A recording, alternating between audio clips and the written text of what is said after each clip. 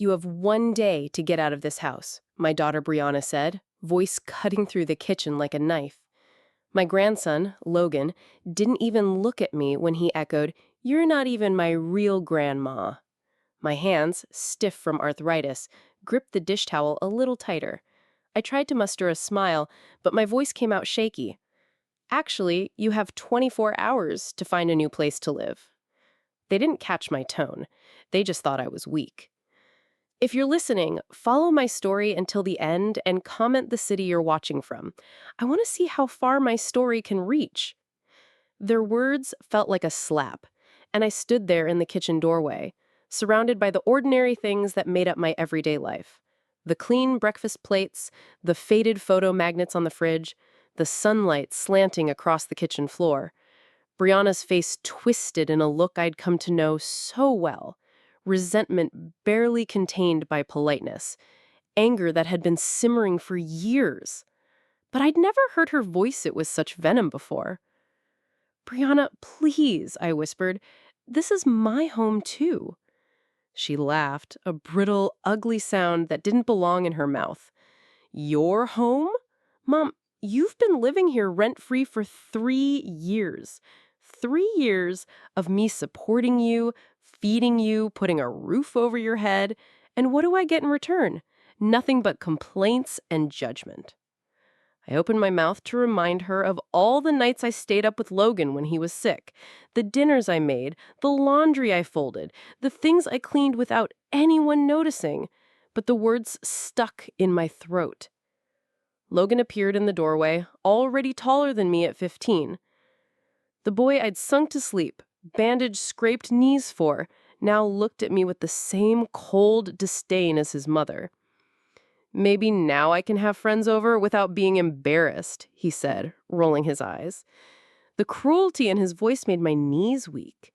I reached for the counter to steady myself, but even that seemed to irritate him. "God, you're so dramatic," he continued, his confidence rising with Brianna's approving nod. "It's not like you're really my grandmother anyway. Real grandmothers don't live off their families like parasites." Parasite. The word echoed in my head, bouncing around like a marble in a tin can. Something cracked inside me. Not just my heart, but my sense of self. My understanding of my place in this family. My belief that love could overcome anything. Brianna stepped closer, her eyes glittering with satisfaction. "You heard him, Mom. Even Logan sees it. You're not contributing anything here. You're just existing, taking up space." I looked around the kitchen I'd organized, the living room where I'd helped Logan with homework, the family photos on the refrigerator. When did I become invisible in my own life? "I raised you," I said quietly, the words feeling foreign. I rarely defended myself anymore. It was easier to just absorb their frustration and move on. "Barely," Brianna shot back. "You were always working, always stressed, always making me feel guilty for wanting what other kids had. And now you expect me to take care of you because you didn't plan for your retirement properly?" The unfairness of it took my breath away. Every double shift, every missed birthday, every overtime hour had been for her, so she wouldn't have to know the struggle I did. But explaining it now would only make me sound pathetic. Logan crossed his arms, mirroring his mother. "My friends think it's weird that you live here. Why can't you get your own place? My friend Mason's grandmother has a cool condo and takes him on vacations. You just make the house smell like old people." Each word was a small knife delivered with surgical precision. When did he learn to be so cruel? Or had I just refused to see it? "Where am I supposed to go?" I asked, hating the tiny sound of my voice. Brianna shrugged, unconcerned. "Not my problem. Maybe one of those senior living places. They have programs for people who can't afford it on their own." I'd visited those places when I was searching for options for my own mother. The memory of stale disinfectant and hopeless faces made my hand shake. "I need more time. A day isn't enough." You've had 3 years to figure this out, Brianna replied coldly. I'm done enabling your dependency. It's not healthy for any of us. She turned to Logan, suddenly soft and maternal. Go start your homework, honey. Grandma and I need to finish talking. Logan grinned, satisfied, and strolled away. As he left, I heard him mutter, Finally, some peace and quiet. Alone, Brianna's face shifted, but not to kindness. It was the look of someone delivering a final blow. Mom, I know this seems harsh, but it's for your own good. You need to learn to be independent again. You've gotten too comfortable depending on others. The irony nearly made me laugh. This from the daughter who'd called me sobbing when Logan was a toddler and she couldn't handle being a single mother. The one who begged me to move in when her ex, Derek, stopped paying child support. But I didn't say any of that. I nodded slowly, feeling something inside shift. Not broken, but hardening. I understand, I said quietly.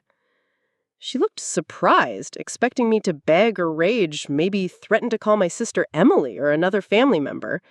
But I just stared at her with new eyes. Good, she said, but her voice wavered. This is for the best. You'll see. I walked slowly to my room, her eyes burning into my back. Behind me, I heard her on the phone, no doubt calling Emily to complain about the burden I had become. Sitting on the bed I'd bought with my own money, I looked around at my modest possessions. Photos of Brianna and Logan, books I'd collected, a jewelry box from my own mother. Such a small life reduced to this. But as I sat there, something strange happened. Instead of despair, a strange calm settled over me. They wanted me gone. Fine. They thought I was powerless.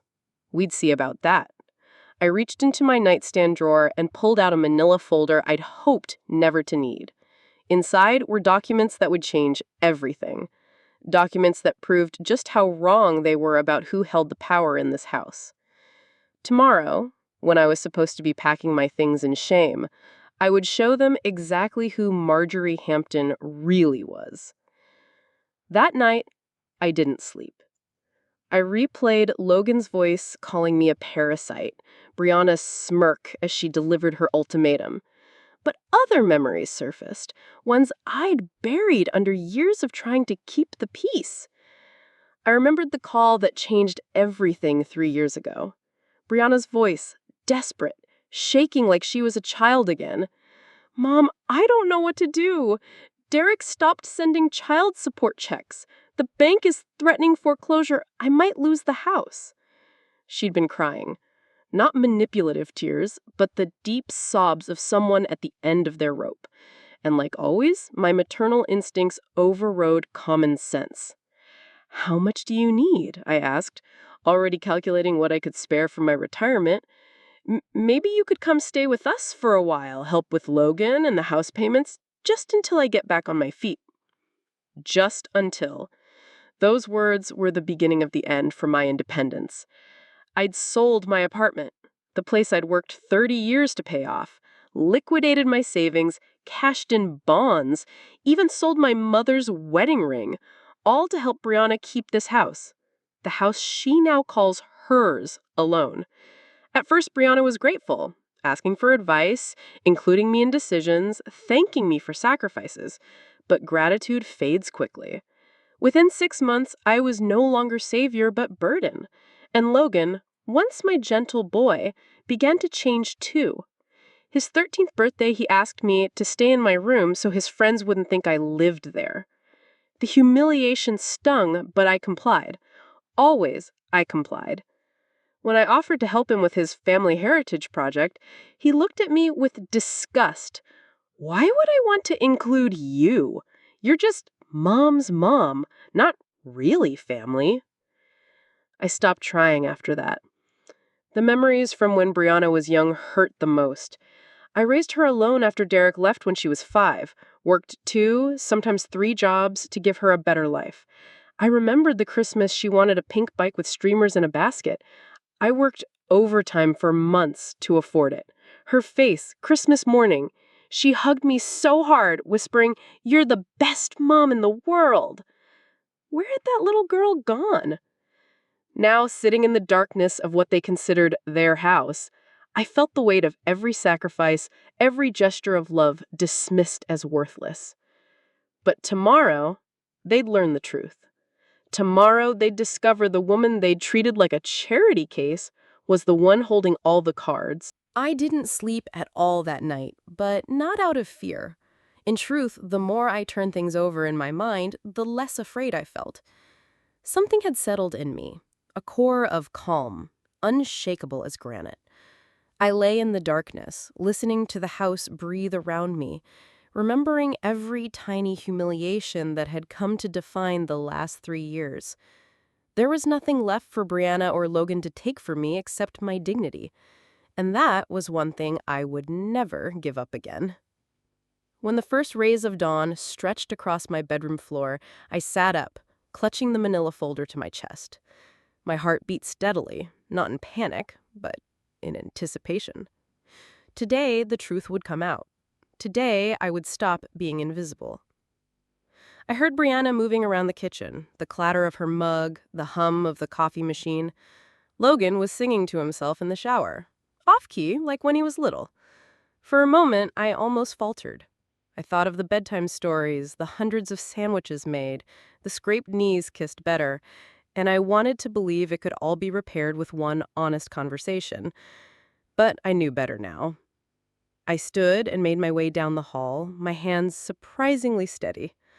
I paused outside the kitchen for a moment, letting myself savor the quiet, the before. Then, I stepped in. Brianna barely looked up from her phone. "Good, you're up. I hope you spent the night making arrangements. I meant what I said yesterday." There was no warmth in her voice, only the clipped efficiency of someone eager to get through an unpleasant task. "I know you did," I replied, my voice as calm as the ocean before a storm. I set the folder on the kitchen island and watched her glance at it with faint curiosity. "What's that? Your medical records? If you think I'll feel guilty—" "It's not medical records," I said, cutting her off. "It's something you both need to see." Logan bounded into the kitchen, damp-haired and distracted, not even acknowledging me as he grabbed a piece of toast. The familiar sting of dismissal didn't hurt anymore. It just seemed small compared to what was coming. "What time do you want me to call the moving truck? Because I've got meetings this afternoon and—" "Open it," I said. I was surprised by the strength in my voice. Logan and Brianna both looked up, actually seeing me for the first time in years. There was a flicker of uncertainty in Brianna's eyes. She picked up the folder, flipping it open with exaggerated irritation. "Fine, let's get this over with." The first thing she saw was the property deed. I watched her eyes dart across the page, then stop, reading the same line over and over. The color drained from her face. This can't be right," she whispered, flipping to the next page. "What is it?" Logan asked, coming around to peer over her shoulder. Brianna's hands trembled as she sifted through bank records, transfer slips, loan agreements. My name was everywhere. Bank transfer records showed my retirement money funding the down payment. Loan documents listed me as the primary borrower. Insurance papers, utilities, everything. I watched realization bloom in her face, slowly, painfully. "I don't understand," she said, her voice suddenly small. "You remember 3 years ago when you called me in the middle of the night crying because Derek had stopped paying child support? The bank was threatening to take the house and you didn't know what to do? You begged me to help me, and I did. But Brianna, the bank wasn't threatening. They had already started foreclosure proceedings. Your credit was destroyed. The only way to save this house was for someone else to buy it outright. So I bought it. The house, the land, everything. I bought it all."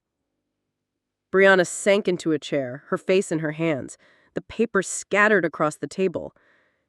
"You told me you were just helping with the mortgage." "I was," I said softly, "but it was my mortgage. For 3 years, while you treated me like a burden, I've been paying the bills on my own house. You told yourself you were supporting me, but you were living here on my dime." The silence was so deep I could hear the ticking of the old clock above the stove. Logan's toast drooped in his hand, peanut butter dripping onto the floor. "Why didn't you tell us?" Brianna managed. "Why didn't you let us think—" "I didn't want you to feel ashamed. I didn't want to hurt your pride. I wanted you to feel secure, to believe you were giving your son a home. I put the deed in my name to protect us all. If something happened to you, Logan would still have a place to live. If something happened to me, the house would go to you in my will. I thought I was doing the right thing. I thought I was being a good mother." Brianna's tears came then. Real tears, not the manipulative ones I'd seen for years. She looked up at me, her face crumpling. "Mom, I didn't know." I shook my head. "Let me finish." I looked at Logan. His eyes were wide with shock, guilt creeping into his expression. "For 3 years, I've been treated like a charity case, like a parasite, like I was lucky just to have a roof over my head. You both made me feel invisible, ashamed, and burdensome. You let your son talk to me in ways you never would have dared when you were his age." Logan flinched, his eyes filling with tears. "And yesterday," I continued, voice rising just enough to fill the kitchen, "you told me I had 1 day to get out of your house. You made me feel like I was nothing. But Brianna, this isn't your house. It's mine. It's been mine for 3 years. If anyone needs to find a new place to live, it isn't me." For a long moment, nobody said anything. Logan's toast hit the floor with a soft splat. The sound echoed in the stunned silence. "You can't be serious," Brianna whispered. "Oh, I am entirely serious." She began to hyperventilate, her hand shaking. "Mom, please, I was angry yesterday. I was stressed about work and money and—" "Yes, you were angry. And yes, you meant it. But this isn't just about yesterday.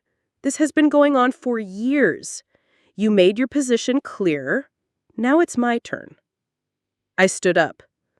"I believe someone mentioned something about having 24 hours to pack?" Brianna's face went pale as paper.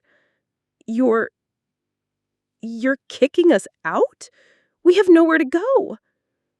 "I'm sure you'll figure something out," I said, using her own words like a shield. "You both are young and capable. Maybe one of those downtown apartments will suit you." She stood and then sat down hard, clutching the table as if the world had tipped beneath her. Her body hit the chair, and the shock of it seemed to knock the air out of the room. Logan screamed, stumbling to her side. Brianna fainted. In all our years together, I'd never seen her so undone. I moved quietly, wetting a washcloth and returning to my chair. Logan was crying now, panic in his voice as he tried to wake his mother. Mom, wake up!" Brianna came to after 5 minutes, sprawled on the kitchen floor, her breathing ragged. The first thing she saw was me, sitting calmly, waiting. For a moment, confusion flickered in her eyes. Then the truth swept over her like a wave. "Oh God, this is really happening," she whispered. I handed her the washcloth. "Drink some water." She accepted it, her eyes never leaving my face, searching for any sign that this was all some elaborate joke, some hint that her pushover mother would fold just one more time. She wouldn't find it. Logan's voice cracked. "Grandma, please, we're sorry, we didn't know." "Didn't know what?" I asked gently. "That I'm a human being with feelings? That treating someone badly has consequences? That actions matter?" He shook, tears streaming down his cheeks. Real tears, not the performative ones he'd learned from his mother. I was being stupid. I didn't mean it, any of it, about you not being my real grandmother, about you being a parasite, about being embarrassed. Which part didn't you mean? I asked. Each word landed, sharp but necessary. All of it. I mean, none of it. I was just being mean because your mother taught you it was okay to treat me that way. Because you watched her do it day after day until you thought it was normal. Brianna pulled herself into a chair, still looking like she might faint again. Mom, I know I know I made mistakes, but you can't just throw us out. We're family. The word family hung in the air like a dare. Family, I repeated. Is that what we are? Because yesterday you made it clear I wasn't family. I was a burden, a parasite, someone taking advantage of your The house felt unnaturally quiet after that confrontation. I moved through the rooms with the manila folder clutched to my chest, listening to the hollow echo of my own footsteps. Brianna and Logan sat at the kitchen table, stunned into silence by the truth laid bare before them. For years, I'd tiptoed around their moods, tried to be small, grateful, unobtrusive. Now, I let myself fill the space. For the first time in ages, I felt my own presence, solid, deserving, unashamed. I could hear Logan crying softly. His tears didn't stir the guilt in me they once would have. Instead, I felt a strange mixture of sadness and pride. Maybe now he'd understand that words have weight, that disrespect has a cost. Brianna's voice was low, pleading, but I didn't answer her right away. I needed a moment for myself. I needed to breathe the air of this house and remember what it was like before I was made to feel like a guest. I closed my bedroom door and let myself sit on the edge of the bed.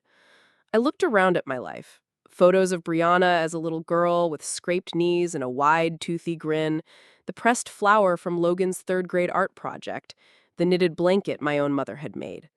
All these fragments, memories of love and effort and sacrifice, hidden away in the one room I was allowed to truly call mine. I pressed a trembling hand over my heart. I wanted to grieve for what I'd lost, for the family I thought I had, but I found myself thinking instead of the woman I used to be, resourceful, tireless, able to weather any storm. I remembered the long years after Derek left, working 2 jobs, sometimes 3, to keep Brianna clothed and fed. I remembered the pink bicycle under the Christmas tree, the laughter, the nights spent huddled together against the world. Had all that love and struggle really meant nothing? Or was it simply invisible to those who never had to earn it? A soft knock sounded at my door. It was Logan, standing uncertainly in the hallway, his cheeks streaked with tears. For a moment, I thought the little boy he used to be, the child who would climb into my lap for comfort, who would beg me to sing him to sleep when thunderstorms rattled the windows. Grandma, are you really going to make us leave? We don't have anywhere else to go. I studied his face.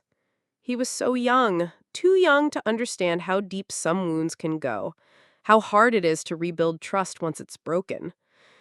I said some very hurtful things to me, Logan. Do you know why what you said matters so much? He nodded, his cheeks quivering. Because you love me and I hurt you. I was mean. I thought it was funny, but I was just being cruel. I reached out and placed a hand on his arm. It's not just about being mean, Logan. It's about respect. You watched your mother treat me badly, and you thought it was okay to do the same. But if you learn anything from this, I hope it's that kindness is a choice. You don't get to take it back just because you regret it. He looked down, ashamed. I want to fix it. I want to stay. I want to be your real grandson again. I sighed, feeling the old ache of love. That's not something you just get to claim, Logan. It's something you earn. It takes time and effort, and you have to want it even when it's hard. He nodded, wiping at his eyes. I'll try. I promise. I squeezed his arm, then sent him back to the kitchen. I needed to think. I needed to remind myself not to backslide into old habits of giving everything, forgiving everything at the first sign of remorse. The pattern had to break somewhere, and it had to break now for both our sakes. I went to the window and watched the sky shift from blue to the soft gold of late afternoon. The world outside felt peaceful, untouched by the storms raging in my home. I thought of the things I had lost, my own apartment, my mother's ring, the little nest egg I'd spent decades scraping together. I thought of how I ended up here, invisible in the home I'd paid for, treated like a burden by the very people I'd sacrificed for. The next morning, Brianna and Logan began to pack. The air was heavy with regret and fear. Brianna's voice was tight, her words clipped as she boxed up her clothes, her books, the things she had accumulated for years of pretending this was her house. Logan moped, moving slowly, dragging his feet. They tried every tactic: apology, bargaining, even outright begging. Brianna came to my door twice with tears in her eyes, voice wobbling as she asked me to reconsider. Mom, please, I know I was wrong. I know I hurt you. Can't we just start over? I'll pay rent. I'll help more around the house. Just don't make us leave. This is Logan's home. He needs stability. I shook my head. You didn't care about my stability. You didn't care when I was shrinking, hiding, disappearing. You only care now that it's you who stands to lose. She opened her mouth, then closed it, defeated. Logan hovered behind her, his arms wrapped around himself. You both wanted me gone. Now you have what you wanted. Maybe when you're living somewhere else, you'll understand what it feels like to be cast out of your own home. The day passed slowly. I watched as they boxed up Brianna's designer dresses and Logan's video games, their faces drawn and pale. The house grew emptier, the walls echoing with a strange, almost hopeful silence. The next morning, they stood in the foyer, looking lost. Brianna clutched her car keys, her eyes red-rimmed from crying. Logan avoided my gaze, his hands shoved in his pockets. At the door, Brianna tried one last time. Mom, please, just give us another chance. I promise we'll do better. I promise I'll change. I looked her in the eye. You'll always have the chance to earn your way back into my life, Brianna. But it'll be on my terms now, not yours. No more guilt, no more manipulation. If you want to be family again, you have to show me that you're willing to do the work. She stared at me, searching my face for some crack in my resolve, but she didn't find it. The woman she'd always counted on to bend and forgive was gone. I was done sacrificing myself to keep the peace. They left that morning, fitting what they could into Brianna's car and a borrowed trailer. Logan hugged me, hesitantly, and whispered, I'm sorry, Grandma. I hugged him back, but I kept my arms gentle, not clinging. I watched from the window as they drove away, the car disappearing around the bend. For a long time, I just stood there, listening to the silence. The house was not empty. It was finally, gloriously mine. I spent that first day reclaiming my space. I opened every window, letting fresh air and sunlight fill the rooms. I took down Brianna's heavy curtains and replaced them with the lace ones I loved. I moved my things from the small back bedroom into the master suite. I unpacked the boxes of keepsakes Brianna had tucked away out of sight. My books, my mother's recipe box, photos that span generations. All these fragments, memories of love and effort and sacrifice, hidden away in the one room I was allowed to truly call mine. I pressed a trembling hand over my heart. I wanted to grieve for what I'd lost, for the family I thought I had, but I found myself thinking instead of the woman I used to be. Resourceful, tireless, able to weather any storm. I remembered the long years after Derek left, working 2 jobs, sometimes 3, to keep Brianna clothed and fed. I remembered the pink bicycle under the Christmas tree, the laughter, the nights spent huddled together against the world. Had all that love and struggle really meant nothing? Or was it simply invisible to those who never had to earn it? A soft knock sounded at my door. It was Logan, standing uncertainly in the hallway, his cheeks streaked with tears. For a moment, I saw the little boy he used to be, the child who would climb into my lap for comfort, who would beg me to sing him to sleep when thunderstorms rattled the windows. "Grandma, are you really going to make us leave? We don't have anywhere else to go." I studied his face. He was so young, too young to understand how deep some wounds can go, how hard it is to rebuild trust once it's broken. I said some very hurtful things to me, Logan. "Do you know why what you said matters so much?" He nodded, his cheeks quivering. "Because you love me and I hurt you. I was mean. I thought it was funny, but I was just being cruel." I reached out and placed a hand on his arm. "It's not just about being mean, Logan. It's about respect. You watched your mother treat me badly, and you thought it was okay to do the same.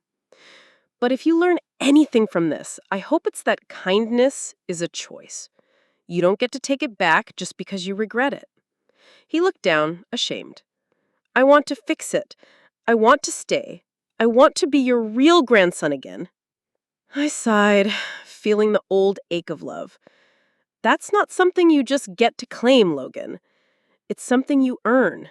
It takes time and effort, and you have to want it even when it's hard. He nodded, wiping at his eyes. "I'll try. I promise."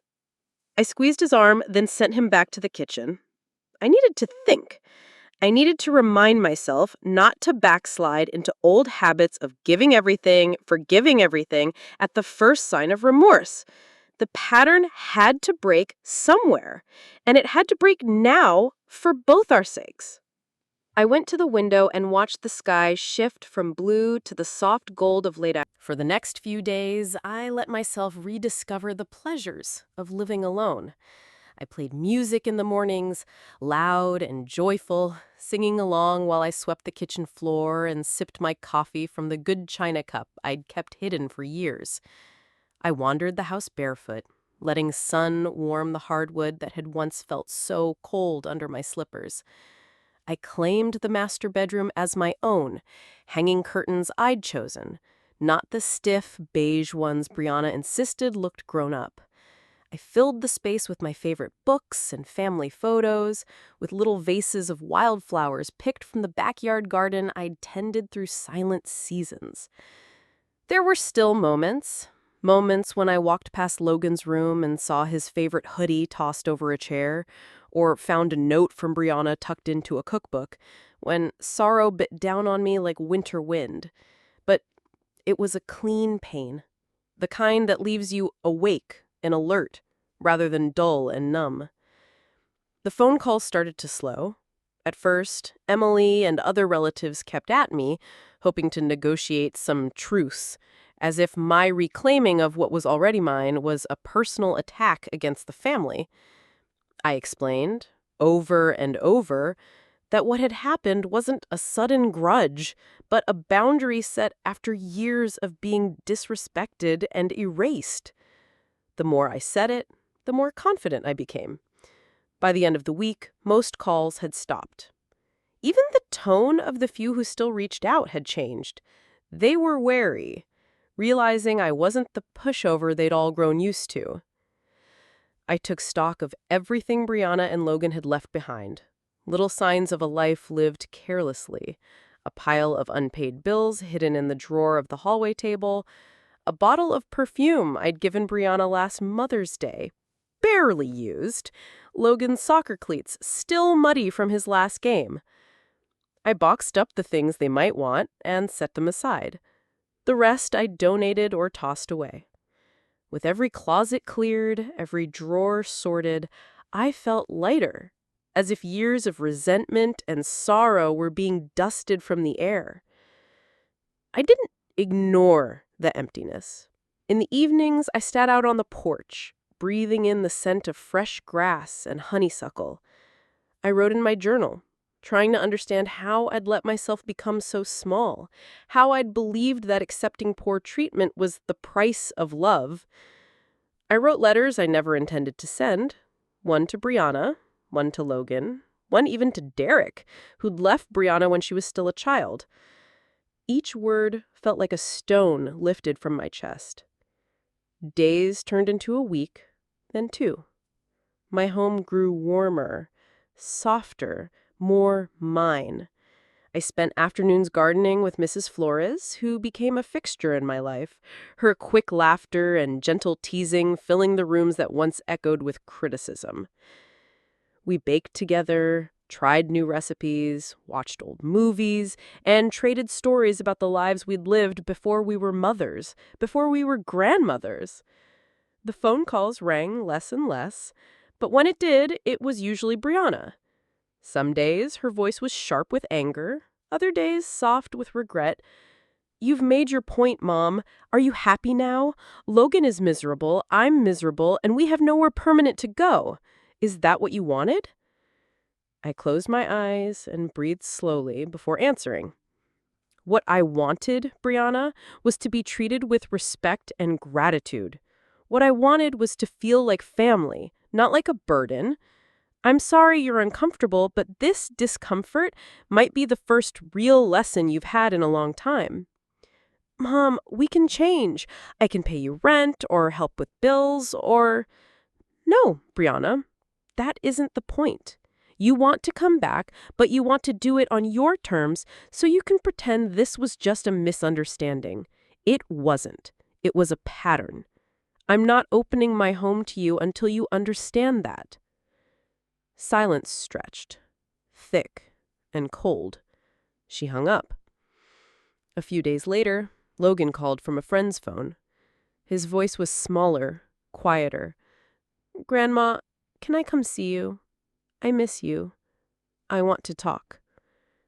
Something in me softened at that. I told him he could, but only if he came alone. That Saturday, he appeared at my door, shoulders hunched, hands shoved deep in his sweatshirt pocket. He looked so much like the boy he used to be that it nearly broke me. I invited him in, sat him at the kitchen table, poured us both a glass of lemonade. We sat in silence for a while before he spoke. "I've been thinking a lot," he said, his voice rough, "about what I said and what Mom said and about you. I didn't really get it before, but now I do. I didn't want to believe you could really make us leave because I thought you needed us, but I guess we needed you more than you needed us." His words were simple, honest, and I felt tears prick my eyes. "Logan, needing people isn't shameful, but hurting them and pretending they don't matter, that's what destroys families." He nodded, rubbing his sleeve over his eyes. "I miss you. I miss how things were. I know you probably don't trust me, but I want to try. I want to learn how to be a better grandson. I don't want to be like Mom, angry all the time, blaming everyone else." I reached for his hand, holding it between my own. "It's not too late, Logan, but you have to earn it, day by day. No more hiding who you are, no more pretending. If you want to be in my life, you have to treat me with respect, and you have to show up, really show up. Can you do that?" He nodded fiercely. "I want to try." We talked for hours about his school, about his friends, about the ways he'd picked up his mother's bitterness without realizing it. I shared stories of Brianna's childhood, of my own struggles, of my fears and hopes. For the first time in years, I saw in him a flicker of the sweet, curious boy I'd helped raise. When he left that evening, Logan hugged me tightly, the kind of hug that says, "I'm sorry, and I love you, and I hope you'll give me another chance." I held him close and whispered, "You're always my grandson, Logan, but from now on, we do things differently."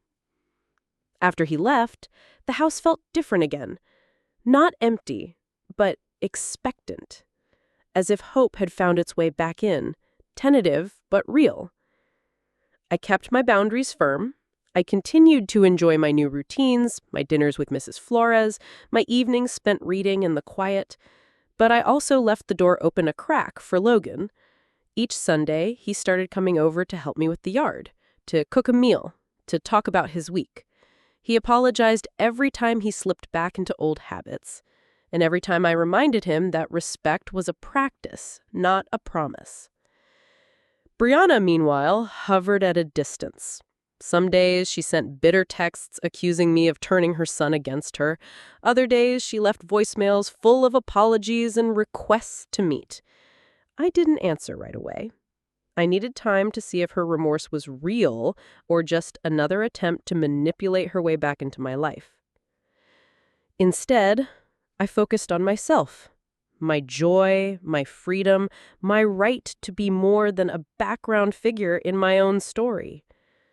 One evening, I sat on the back deck watching the sunset, a plate of lemon bars and a glass of iced tea at my elbow, and felt, for the first time in years, truly content. I looked out at the garden, the roses in bloom, the light glinting off the windows of my home, and knew I had made the right choice. For the first time, I was living for myself, not for the approval or comfort of others. And I wasn't afraid anymore. Not of loneliness, not of regret, not even of being misunderstood. I had claimed my life, and I would never let anyone take that from me again. As the weeks passed, the rhythm of my new life grew steadier. Mornings became rituals of small joy. I'd wake with the sun, stretch my aching hands, and move quietly through a house that finally felt like it belonged to me. I made breakfast the way I liked it: soft scrambled eggs, toasted rye bread, real butter, berries in a little bowl, and carried my plate to the dining table, no longer relegated to the kitchen nook while Brianna and Logan took the good seats. My days were full, but never hurried. I returned to old hobbies: knitting, crosswords, baking recipes from the battered index cards my mother left me. Some afternoons I lost myself in the garden, coaxing new life from soil that had gone untended for years. Mrs. Flores became a constant companion. Her easy company made the house feel light and young. We laughed, shared memories, even started a little tradition. Every Friday, we'd invite someone new for coffee or cake. For the first time since I'd moved in with Brianna, my world began to grow instead of shrink. There were moments, still, when guilt pricked at me. I'd walk past the now empty room that used to be Logan's and remember tucking him in on stormy nights, singing the lullabies my mother had sung to me. I'd open a drawer and find a note from Brianna, crabby and sweet all at once, reminding me to pick up milk or sign a school form. But these pangs faded quickly, replaced by something fierce and warm. Pride in myself, in my strength, in my refusal to accept less than I deserved. The calls and texts from Brianna came less often now, but when they did, they landed with a different energy. She didn't sound angry anymore, just lost and sometimes desperate. She told me how hard it was living with Derek, how his new girlfriend barely tolerated them, how Logan missed his friends and his school, how nothing felt right. One Sunday evening, Logan showed up unannounced, his backpack slung over one shoulder and a determined set to his jaw. I opened the door, and before I could speak, he threw his arms around me. "I brought my report card," he said, his voice quivering with nervous pride. "Always. First time since you moved in with us." I laughed, genuinely delighted. "Let me see." He handed over the crumpled paper, and I scanned the neat columns of letters. I remembered sitting at the table for hours helping him with fractions and science projects, the times he'd sulk and insisted he hated math, only to light up when he finally got it right. That little boy was still in there, under all the bruised pride and borrowed anger. "You did this," I told him, my eyes shining. "You earned every bit of it." He smiled, but then his expression darkened. "I only got to stay at Dad's for a little while.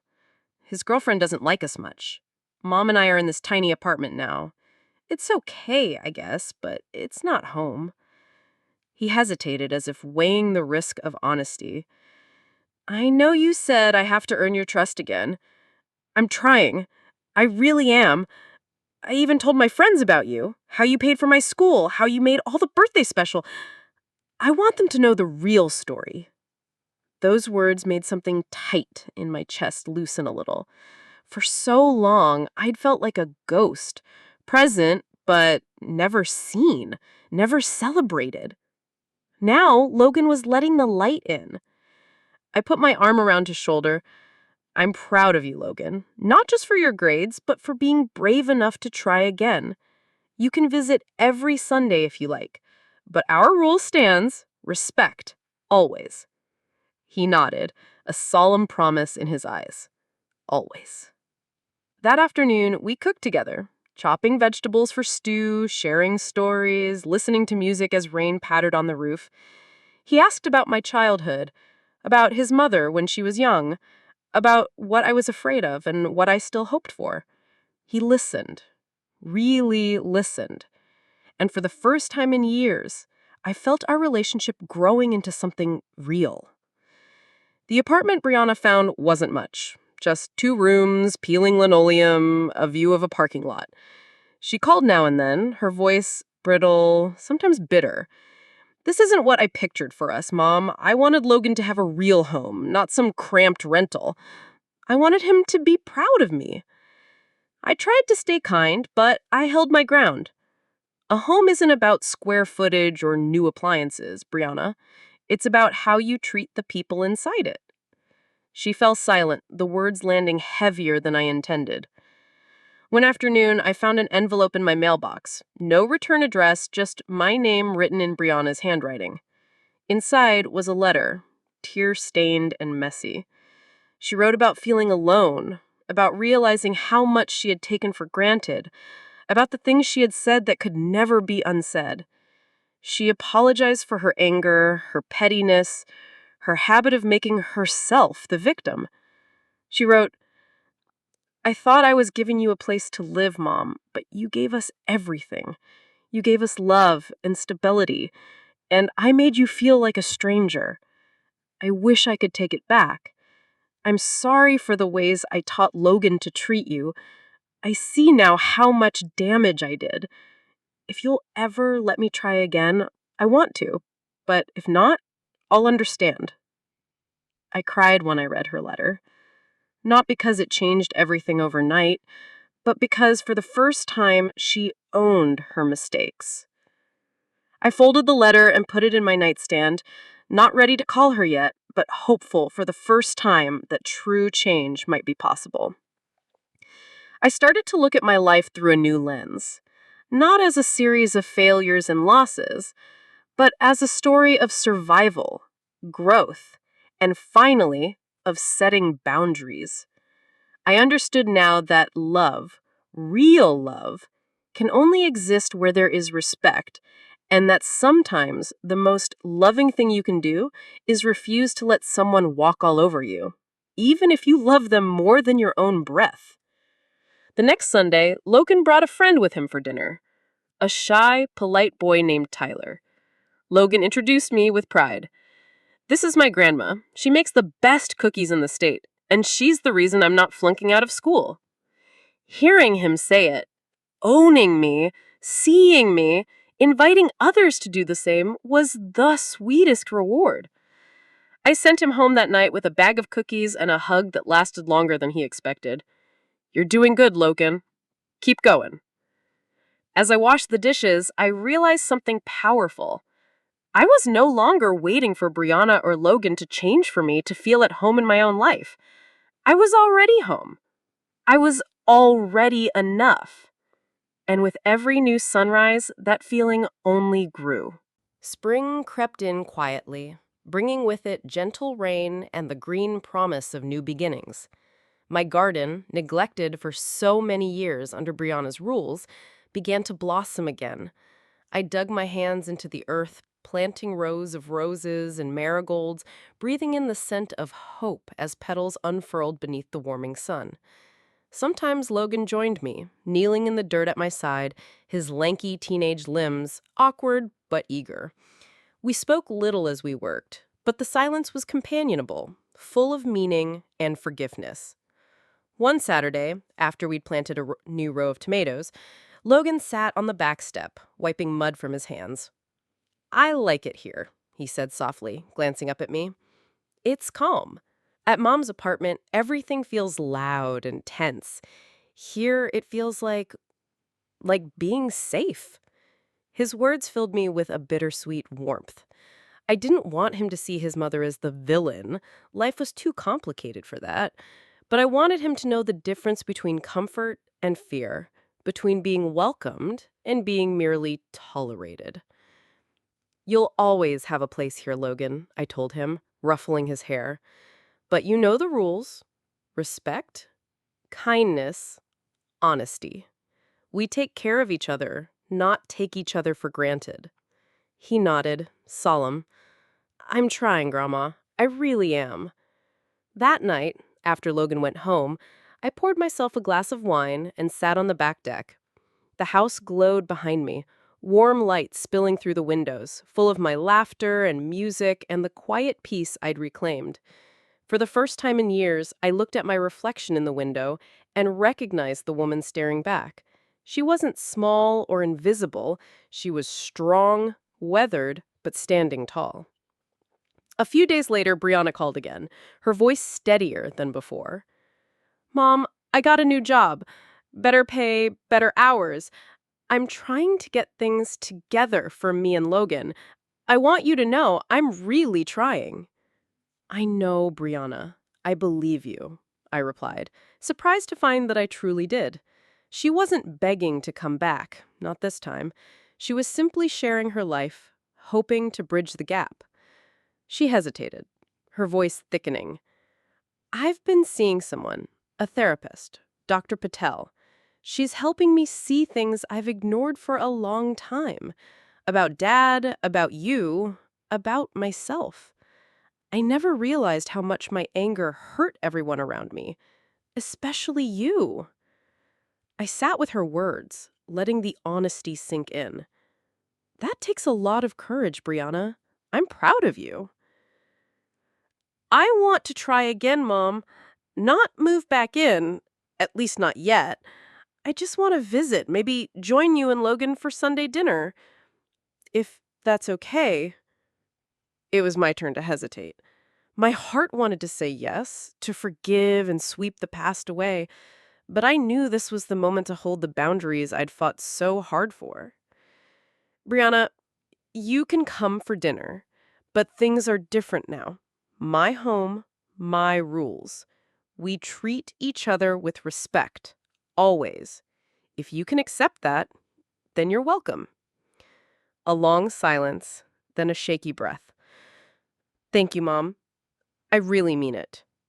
The following Sunday, Brianna came over carrying a store-bought pie and a vase of daffodils. She looked tired, older, but there was something softer about her. She greeted Logan with a hug, then turned to me, meeting my eyes with genuine humility. "Thanks for having me, Mom." We sat together at the table. Me, Brianna, Logan, and Mrs. Flores, who had become an honorary member of our odd little family. The conversation was stilted at first, but as the meal went on, the old rhythms crept in. Brianna listened more than she spoke, laughed at Logan's jokes, complimented my cooking without backhanded snark I'd grown so used to.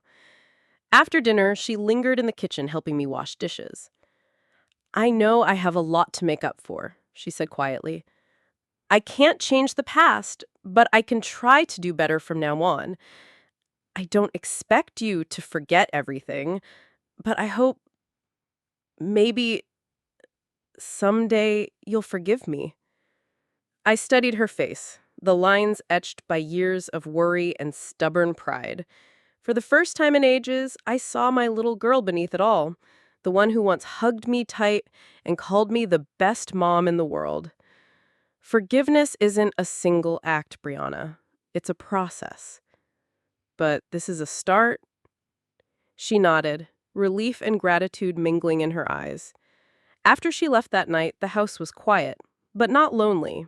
I sat with my memories, both the bitter and the sweet, and realized how much I'd changed. I wasn't angry anymore, nor afraid. I'd learned to love myself enough to demand respect from those I loved, to set boundaries and keep them, to accept only kindness and honesty in my home. The next week, I called my lawyer and made changes to my will. The house would go to Logan, but only if he kept to the values I'd taught him: respect, gratitude, kindness. The rest of my assets, I decided, would go to charities supporting elderly people abandoned or mistreated by their families. For the first time in my life, I was living on my own terms, strong, content, and utterly free. And as spring turned to summer and the roses I'd planted finally bloomed bright and bold beneath my window, I knew I'd never go back to being invisible again. As summer settled in, the house grew fuller, not with people, but with a sense of real belonging. The energy was different, peaceful, sturdy, threaded with the laughter of friends and the gentle conversations that come only from those who have known both heartache and healing.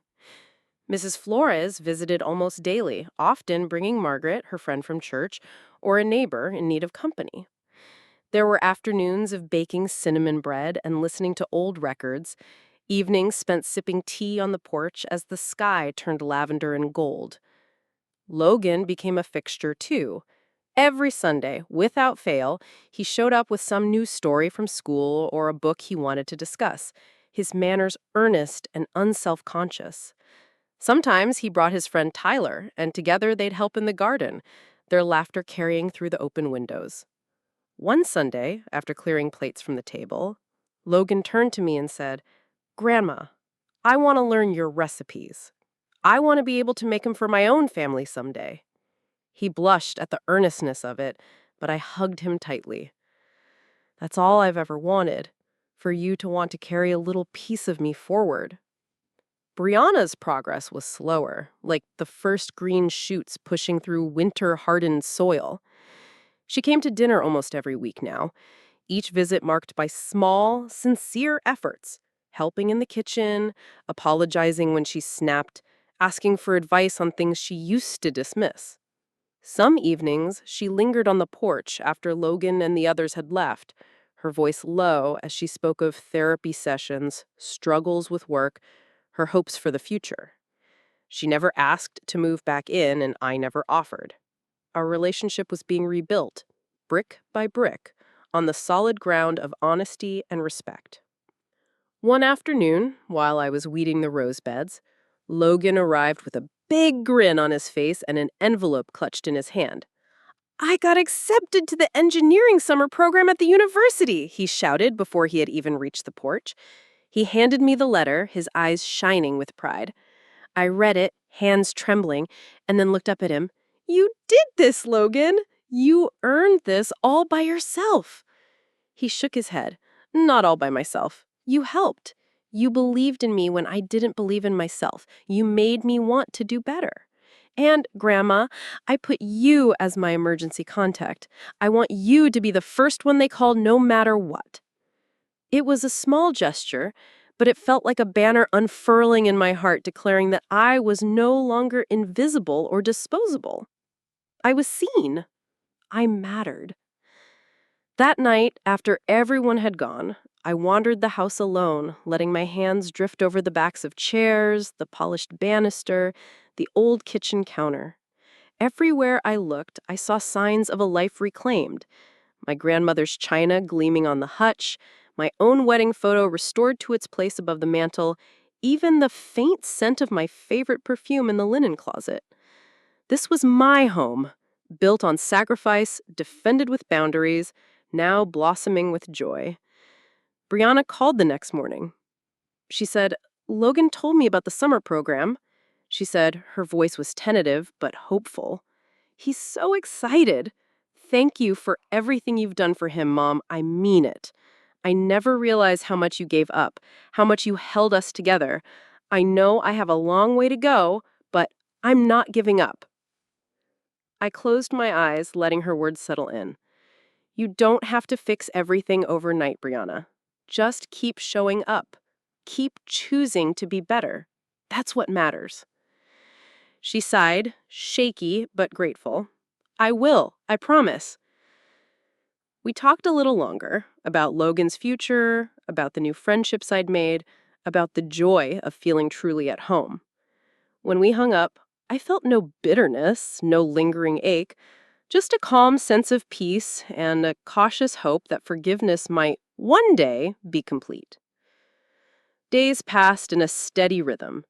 I visited the lawyer again, finalizing the trust for Logan's education and leaving the rest to causes that would help other women like me, women who'd spent too long being overlooked, whose love was treated as an obligation rather than a gift. I thought about all the other grandmothers and mothers out there, the ones who gave and gave until they had nothing left for themselves. I hoped my story would reach them, that they'd see themselves in my journey and know it's never too late to reclaim your worth. Late one evening, as dusk settled over the house, the doorbell rang. I opened it to find Brianna on the porch, her eyes red, but her posture upright, not desperate. "Can I come in?" she asked quietly. "Of course." We sat in the living room, the quiet humming between us. Brianna fiddled with her hands, searching for words. "I saw Dr. Patel again this week," she began. "She asked me why I wanted your forgiveness. I told her it wasn't just because I was lonely or because I wanted my old life back. I told her it was because I finally see you, Mom. For years, I thought needing you made me weak, and so I punished you for it. But now I see that letting someone help you is a strength, not a failure." Tears welled in her eyes. "I don't know if I deserve your forgiveness, but I'm going to keep showing up until I earn it, even if it takes years."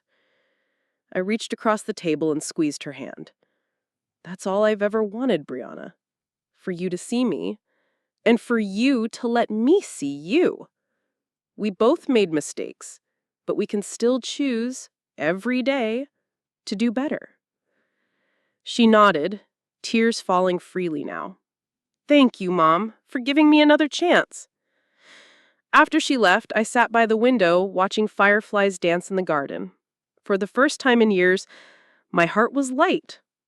Not because everything was perfect, but because everything was honest. Because I had learned to love myself enough to ask for more.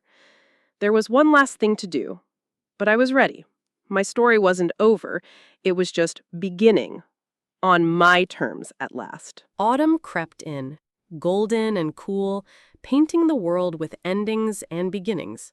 My house, my home, stood full and warm, humming with the energy of hard-won peace. In the kitchen, the smell of cinnamon and apples drifted from the oven. In the living room, sunlight spilled across my grandmother's quilt, draped over the arm of my favorite chair. Everything here had a story, a history, a meaning. For the first time in years, all of it truly belonged to me. Sunday dinners had become our family tradition. Me, Logan, Brianna, sometimes Mrs. Flores, and a handful of neighbors who'd grown close during the long summer of change. Logan arrived early, helping me peel apples and telling me about his classes and new friends. He was thriving, carrying himself with a confidence I'd almost forgotten he could have. He'd grown into a young man who spoke kindly, listened well, and never left without a hug. Brianna's visits were gentle, uncertain at first, but with each week she seemed lighter. She was still working hard, therapy, new job, rebuilding her life brick by brick, but something in her had softened. She asked questions about her childhood, about the years I'd struggled to keep us afloat, and this time she listened without defensiveness or blame. She helped set the table, insisted on washing dishes, and sometimes lingered after everyone else had left, sipping tea with me in the quiet, laughing about small things the way we once had, long ago. One afternoon, as the leaves spun down in the garden and the world blushed with the promise of winter, Brianna and Logan arrived together, arms full of groceries, smiles wide. There was no bitterness left in their voices, only gratitude, an acknowledgement of what we'd lost, and, more importantly, what we'd regained. We cooked together, the kitchen filled with the music of old songs and new laughter. Mrs. Flores stopped by with Margaret, bringing still warm bread and the latest news from the neighborhood. Evenings like these reminded me what love looked like. Not a debt, not an obligation, but a choice made again and again, even after pain and disappointment. After dinner, Brianna sat across from me at the old oak table, the same one that she'd once delivered her ultimatum on. She took my hand, her fingers trembling. "Mom," she said, voice soft, "I know I'll never be able to erase what happened. I can't go back and fix the years I spent angry and blind.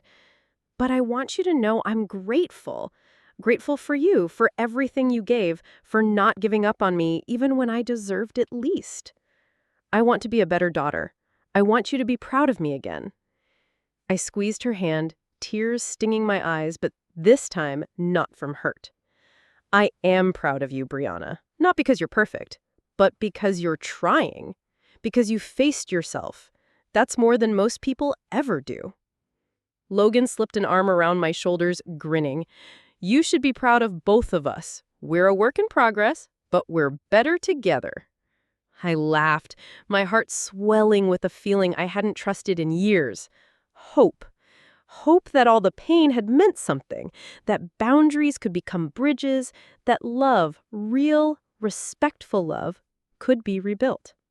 Later that night, after the dishes were put away and the house was quiet, I sat alone in the living room, a cup of tea warming my hands.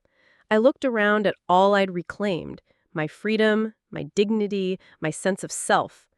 I remembered the woman I'd been when Brianna and Logan first pushed me out, small, invisible, afraid of taking up space. That woman was gone. In her place stood someone strong and clear, someone who knew what she was worth. I reached for the stack of papers in my nightstand, the new will, the trust for Logan's education, the letter to the charities I'd chosen. Everything in order. Everything set up for a future I wasn't afraid of anymore. As I prepared for bed, my phone buzzed with a message from Logan. "Good night, Grandma. Thank you for everything. Love you." The words were simple, but they meant everything. Before I drifted off to sleep, I thought about all the women who might be listening to my story right now. Women who have given until there's nothing left, who have waited for someone to say thank you or "I see you." I hope my story reaches you. I hope you know it's never too late to choose yourself, to set boundaries, to demand the love and respect you deserve. So now, I'm curious about you. What would you do in my place? Have you ever stood up for yourself and changed your own story? Tell me in the comments where you're watching from. I want to see how far these words travel. And if you made it this far, thank you. Truly, you matter. Your story matters. On the final screen, I'm leaving links to 2 other stories from this channel that I think you'll surprise you. Please subscribe if you want more stories of courage, healing, and second chances. Until next time, take care of your heart.